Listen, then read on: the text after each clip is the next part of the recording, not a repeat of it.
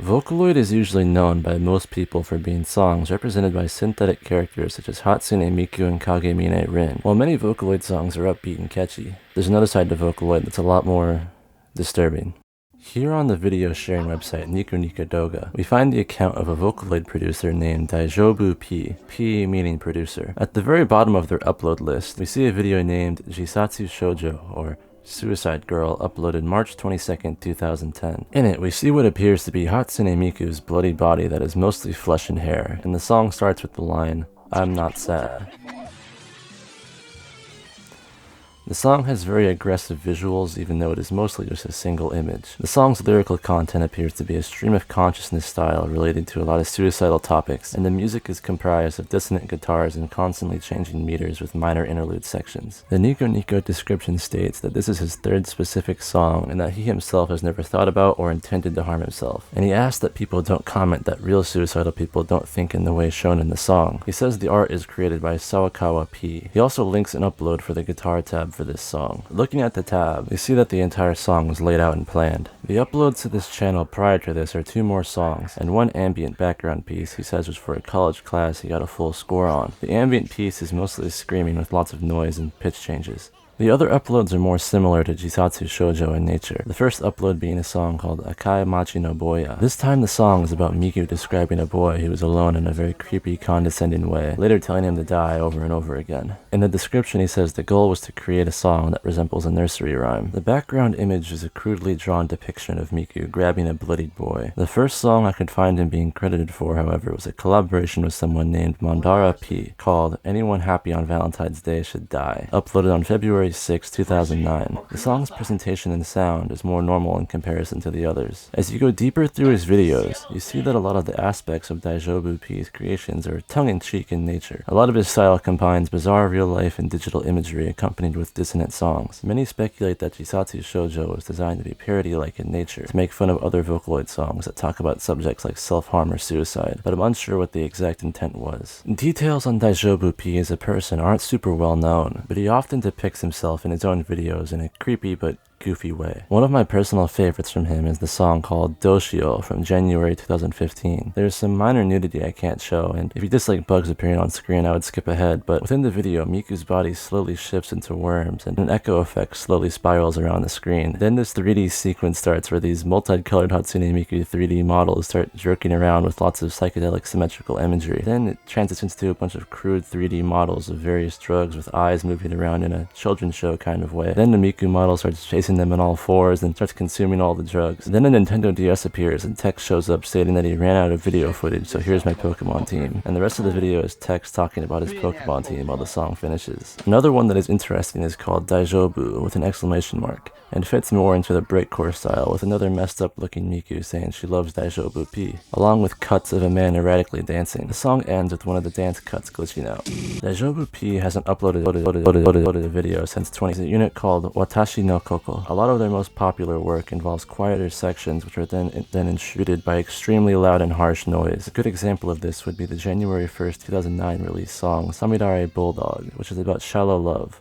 It starts off very subdued, but then, at the 2017. However, on his Nico page in the Nico report section, it shows he recently bookmarked some manga. I'm not 100% sure how the Nico report section works, but it appears he is likely doing fine somewhere. The 2-second mark. Extremely harsh noise envelops the song, and lasts for a while, before going back to normal at the very end. Their most popular song, called Kimi no yo ni, released in 2008, is similar in design, but this time the video shows intense text listing various things they want to be done to them, such as love me, kiss me, hate me, shoot me, dig me, fuck me, and more. There's also a longer 8-minute cut that is less known but features the same concepts.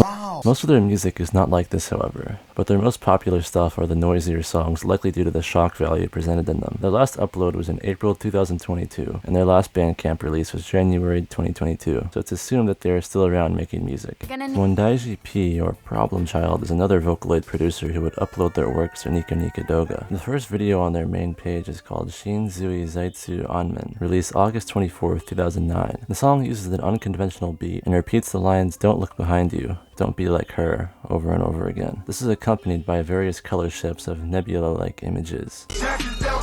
Daijoubu P is most known for being the creator of the song Crushed Mary, which is an infamous track. This song uses the Kai Yuki voice bank, who is represented as a little girl, constantly asking, "Where is Mary?" Instrumentally, the song is mostly ambient, but sporadic subtle drums appear in and out. Later in the track, loud glitch effects occur, and the bizarre imagery in the background starts to change. The song ends with Yuki saying, "What? There you are." And then the track ends with extremely harsh noise, the implication likely being Mary was crushed by something.